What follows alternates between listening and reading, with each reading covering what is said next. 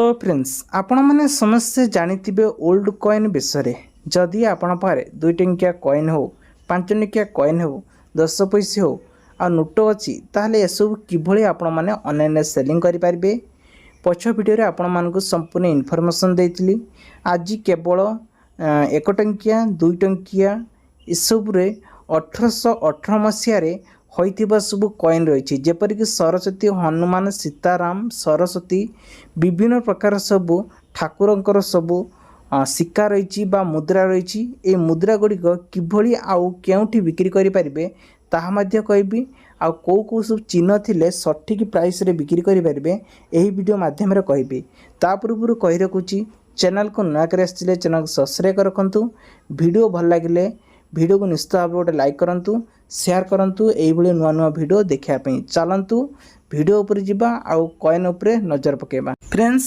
प्रथमे आपन को एक 10 पैसी कॉइन देखिबी एई 10 पैसी कॉइन टी रहिची 1971 मसीहार रही जदि आपण को पाखरे एई भली किछि कॉइन थाए ताहले आपण माने एहाकू 32,000 टंकारे सेलिंग करि परिबे। तापर नेक्स्ट देखिबा कौन कॉइन आछि। फ्रेंड्स नेक्स्ट आछि ये एक सिक्का एई सिक्काटी देखिबाकू पाउथिबे आपण माने राम लक्ष्मण बा सीता अछंती हनुमान मध्य रही तार ब्रेक पटे रही पद्मर चिन्ह ओम लिखाई 1828 मसीहा होइतिबा दरकार यार प्राइस रखा रही 2600 टंका। नेक्स्ट देखिबा कौन आछि। फ्रेंड्स नेक्स्ट आछि आउ एक टंकिया कॉइन बा सिक्का कहले आपण माने बुझी पारिबे ये विषय 1818 मसीहा होइतिबा दरकार एथिरे आपण मानकू राम सीता लक्ष्मण एवं हनुमान पाद तले रहितिबा देखिबाकू पाइबे आउ एथिरे आपण मानकू 5000 टंकारे सेलिंग करि पारिबे।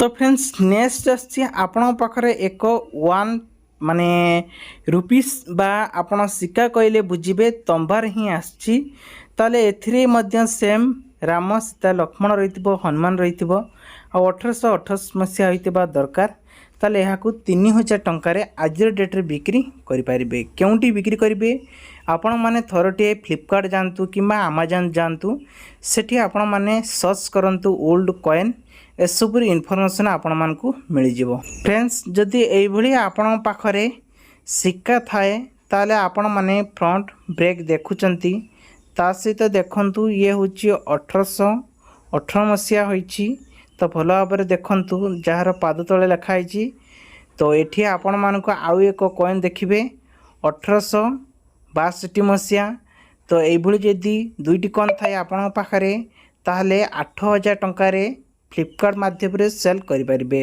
फ्रेंड्स नेक्स्ट आछि एक स्टार तंभारा आछि ये होची एमिति एक स्टार जहाँ आन्नार ही नाम रे आछि 1616 मसीहार रहितिबा दरकार जदि आपण पाखरे थाए फ्लिपकार्ट रे एहाकू सेलिंग करि परिबे 18000 टंकारे। ते फ्रेंड्स नेक्स्ट आछि ये एक टंकिया कॉइन बा यूकेएल रहउची आन्ना रे 1818 मसीहा होइतिबा दरकार ताहले एहाकू आपण माने 17000 टंकार सेलिंग करि परिबे। थरुटे फ्लिपकार्ट को जाई देखंतु आ आपणकर डाउट क्लियर हो जिवो ये कौनसी मिथ्या खबर नुहे। फ्रेंड्स जदि आपणक पाखरे आन्ना रे बा उत्कल 1 सिक्का जो थाए 1818 मसीहा रे आ हनुमान चिन्ह थिबो फ्रंट रे ताहले एहाकू आपण माने बिक्री करि परिबे 195 टंकारे।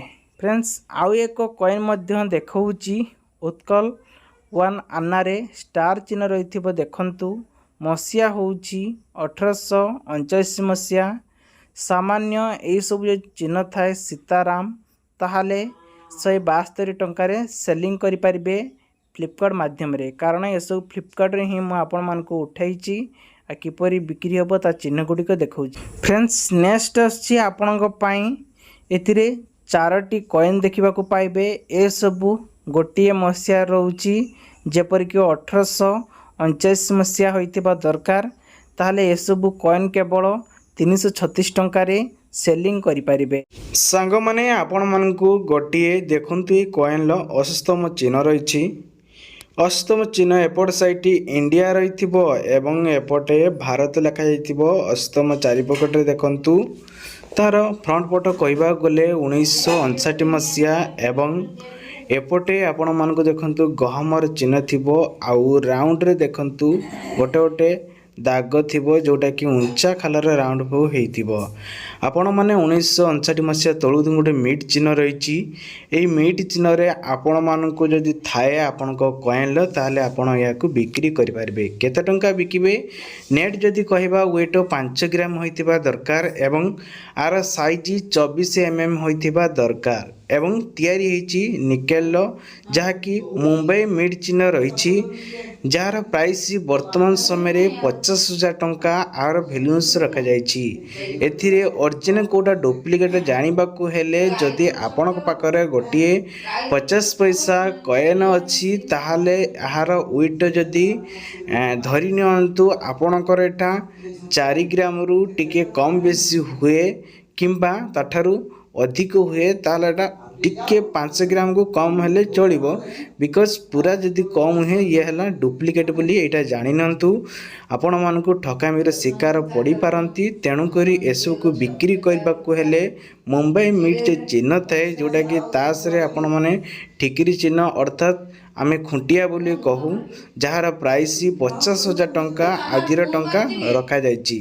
ଆପଣମାନେ ଦେଖିପାରୁଥିବେ ଭ୍ୟାଲୁଏସନ୍ ଅନୁଯାୟୀ ଏ କଏନ୍ର ଭ୍ୟାଲୁଏସନ୍ ଏବଂ ତା'ର ଫ୍ରଣ୍ଟ ବ୍ରେକ୍ ଏସବୁକୁ ମ୍ୟାଚିଂ କରିବା ଦରକାର, ଯାହାର ୟୁନିକ୍ ନମ୍ବର ଅନୁଯାୟୀ ଆପଣମାନଙ୍କୁ ଟଙ୍କାଟି ପାଇପାରିବେ।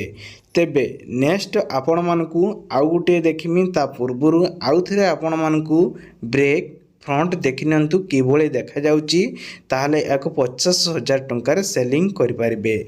ସେଇଭଳି ଆଉ ଗୋଟିଏ 50 ପଇସା କଏନ୍ ଅର୍ଥାତ୍ ସିକ୍କା ଆପଣମାନଙ୍କୁ ଦେଖାଉଛି। ଇଏ ହେଲା 1957 ମସିହାର କଏନ୍ଟି ରହିଛି ଏବଂ ନେଟ୍ ୱେଟ୍ 5 ଗ୍ରାମ 26 mm ସାଇଜ୍ ରହିଛି ଏବଂ ତିଆରି ହୋଇଥିବା ନିକେଲ ଏଥିରେ ତିଆରି ହୋଇଛି ଏବଂ ଏଥିରେ ମୁମ୍ବାଇ ମିଟ୍ର ଚିହ୍ନ ରହିଛି।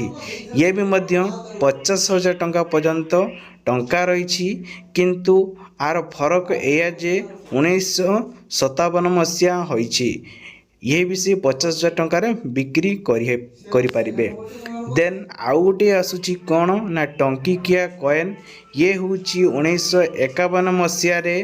ତାହେଲେ ଆପଣ ଏଇ କଏନ୍କୁ ପ୍ରାୟ ସମସ୍ତଙ୍କ ପାଖରେ ରହିଥାଏ। ଆପଣମାନେ ଦେଖିପାରୁଥିବେ, ଦେଖନ୍ତୁ ଚାରିପାଖରେ ଡଟ୍ ଡଟ୍ ଚିହ୍ନ ଅଛି ଏବଂ 1 ଟଙ୍କିଆ ଲେଖାଯାଇଛି ଏବଂ ଗହମ ଚିହ୍ନ ଅଛି। 1951 ମସିହା ତଳୁ ଗୋଟେ ଡଟ୍ ଚିହ୍ନ ରହିଛି। ନୟାଗଡ଼ ମିଟ୍ ଚିହ୍ନ ରହିଛି ଯାହାକି 6 ଗ୍ରାମରେ ରହିଥାଏ।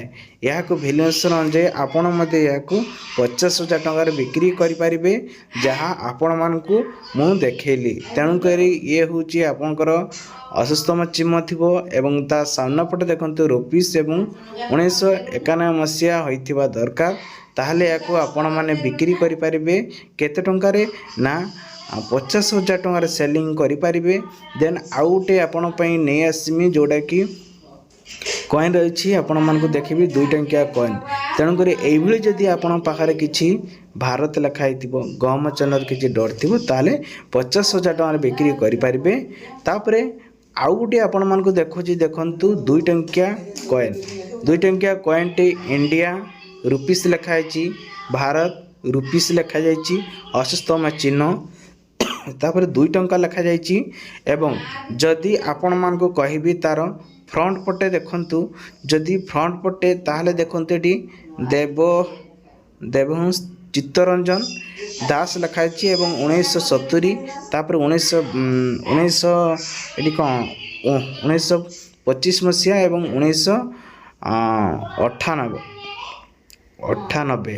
ତାହେଲେ ଏହାକୁ ଆପଣମାନେ କେତେ ଟଙ୍କାରେ ବିକ୍ରି କରିପାରିବେ? ତା ପୂର୍ବରୁ କଏନ୍ ସାଇଜ୍ ଦେଖି ନିଅନ୍ତୁ କିଭଳି ଦେଖାଯାଉଛି ଏବଂ ଏଇଭଳି ଗୋଟେ ଫଟୋ ଥିବା ଦରକାର, ଯାହାକି ଚିତ୍ତରଞ୍ଜନ ଦାସଙ୍କ ଫଟୋ ଏବଂ ମସିହା ଦେଖନ୍ତୁ 1998 ମସିହା, 1925 ମସିହା, 1970 ମସିହା ହୋଇଥିଲେ ବିକ୍ରି କରିପାରିବେ।